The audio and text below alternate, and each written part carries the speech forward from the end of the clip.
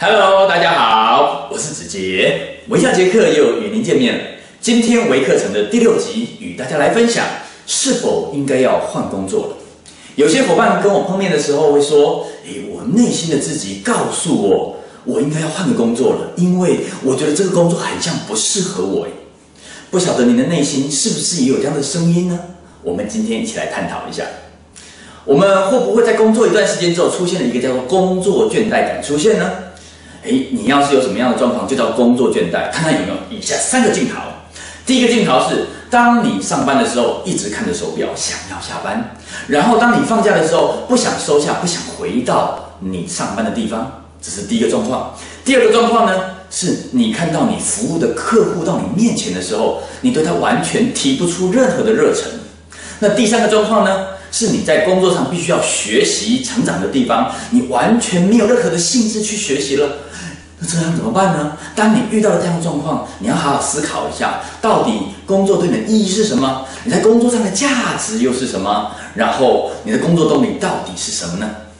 当你有了工作倦怠，表示你的心中有一些你的理想没有办法去达到。那我们来看看什么叫做理想。当我们做到这样的理想的工作的话，你会有以下的3个状况。第一个状况是这样子：你的理想工作你做得很开心的时候，你会完全的专注，完全投入你的工作当中。这时候你会沉浸在你的工作，这时候会产生一个心流出现。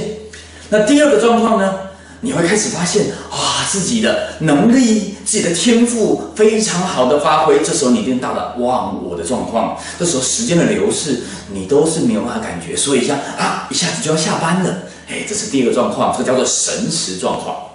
当心流也出现，神驰也出现的时候，你的心里就会出现满足感，然后你会觉得非常的开心，你心中被受到肯定，你心里就会很多的工作热忱一直在你心中浮现出来。这3个状况就是你做理想的工作会出现的。但是每个人都会讲说，理想工作我现在可能还没做到，可遇不可求，那怎么办呢？我们可以先看看你目前在工作上如果遇到一个状况，是不是要做一个调整了？如果你遇到了工作倦怠的时候，首先问自己3个问题。哪3个问题呢？第一个问题是，在工作上你开不开心？你的工作有可能环境，有可能你的主管，有可能你的同侪，有可能你的工作内容都会造成你的心理是开心或不开心的。那如果我们人都不开心的话，那你工作一定是觉得非常的没有乐趣吗？那第二个问题呢，问问自己，你在工作上还能不能够再成长？不管是在金钱上的成长，不管是在能力上的成长，不管是在位阶上的成长，如果你都没有未来的机会、未来的愿景的话，你工作也是没有那个力气的。第3个，可以问一下你内心的自己，工作你到底有没有热忱？每天叫你起床的是那个闹钟，你起床的时候是觉得工作上的疲惫跟沉重的压力，还是你起床的时候是工作的热情？当你没有工作热情的时候，你在工作职场上你是觉得非常乏味，而且是无力的。如果你问了这3个问题，你的内心都告诉你是 no 的时候，这个时候就要换工作，不要这么冲动吗？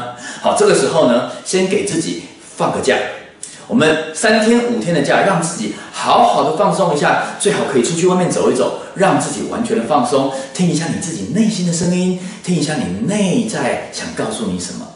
这时候你再回到工作上，如果你的工作动力回来了，表示前面只是什么短短的工作倦怠，放松一下，你的工作动力就回来了。